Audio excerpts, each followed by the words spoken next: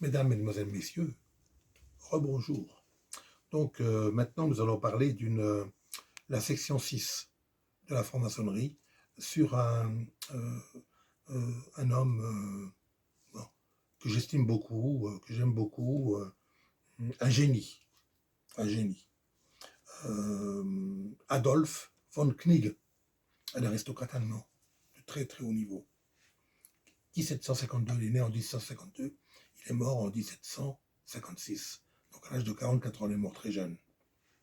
Alors, il pénètre cette société secrète des Illuminés de Bavière. C'est un génie. Donc il ne va pas toucher aux 13 degrés de l'ordre. Il ne touche pas aux 13 degrés de l'ordre. Mais il ajoute 3 degrés au-dessus. 3 degrés au-dessus. Et quels sont ces 3 degrés au-dessus? Première classe, c'est la classe de la pépinière. Deuxième classe, c'est la classe de la franc-maçonnerie. Et la troisième classe, c'est la classe des mystères. Voilà. Donc, ces résultats sont impressionnants. Tellement impressionnants qu'on se dit que les Illuminés de Bavière vont devenir une société excessivement puissante. Puisque dans ces 3 classes supérieures aux 13 degrés, dans ces 3 classes, on retrouve tous les grands de ce monde, tous les princes, tous les rois, tous les gens qui sont influents, des ambassadeurs, etc., des gens excessivement importants, on les retrouve à ce niveau-là. Mais notre ami Adam Weishaupt, qui est toujours le maître, le grand maître de l'ordre, et qui est le chef de toute cette compagnie, n'apprécie pas les résultats de cet ordre. Parce qu'il faut dire aussi que cet ordre va à l'encontre des intérêts de l'Église et des intérêts des gouvernements. Ouais. En plus, il y a des discordes, des disputes entre Adam Weishaupt et les grosses têtes de l'ordre, en particulier avec Adolf von Knigge. Terrible dispute. Disputes qui n'en finissent plus. Des disputes qui se perpétuent sur des heures et des heures. Alors, finalement, en 1788, comme je l'ai dit dans une précédente conférence, la société des Illuminés de Bavière, société secrète, est abolie. Elle est non seulement abolie, mais elle est détruite. Elle n'est pas elle n'est pas tout à fait détruite, parce que il continue à œuvrer, ces Illuminati de Bavière continuent à œuvrer de la clandestinité. La preuve en est la Révolution française, l'année d'après, 1789. Alors, le renversement brutal, on dirait barbare même, on coupe les têtes, etc., des aristocrates, et renversement de la monarchie française, renversement brutal de la monarchie française, montre qu'il y avait des institutions, des Illuminati, des institutions qui étaient contre les institutions européennes de l'époque. Ça le montre bien. De toute façon, la nouvelle devise de la France, c'est laquelle? Liberté, égalité, fraternité.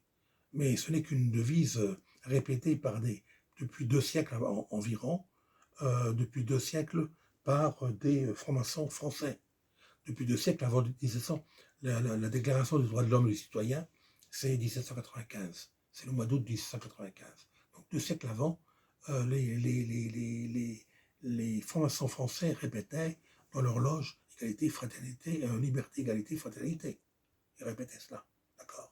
Et en plus, la Déclaration des droits de l'homme et du citoyen. Ah, cette fameuse Déclaration des droits de l'homme et du citoyen. Elle est extraordinaire, il faut la voir. Il faut la voir pour le croire. C'est une loge c'est une déclaration qui est truffée de symboles maçonniques. De symboles maçonniques. Alors, quand on apprend comme ça, quand on la voit, qu'est-ce qu'il y a? D'abord, l'œil, il y a le triangle. L'œil qui regarde, qui voit tout dans le triangle. C'est l'œil du Brahman, du Nirina Brahman. C'est l'œil de Dieu. Il est illuminé par la flamme flamboyante de l'étoile de Sirius. En dessous de cet œil qui voit tout, qu'est-ce qu'il y a? Il y a l'Ouroboros, c'est-à-dire le serpent qui se mange la queue. Le serpent qui se mange la queue est un symbole maçonnique excessivement ésotérique, excessivement important, qui accompagne l'étude du gnosticisme, de l'hermétisme, de l'alchimie, etc., qui sont des enseignements centraux dans la franc-maçonnerie. Alors, au-dessus, entre l'œil qui regarde dans le triangle et l'Ouroboros, entre ces deux signes-là, entre ces deux repères-là, il y a au-dessus une femme qui est dénudée jusqu'au nombril et qui brandit un drapeau phrygien. Un drapeau phrygien, c'est quoi? C'est le symbole des révolutions Illuminati dans le monde. En plus, la Déclaration des droits de l'homme et du citoyen, elle est entourée par deux colonnes. Les deux colonnes du premier temple de Jérusalem, construit par Salomon et par le fameux Hiram au Xe siècle avant notre ère. Jacquine à gauche et Boaz à droite. Ce sont les deux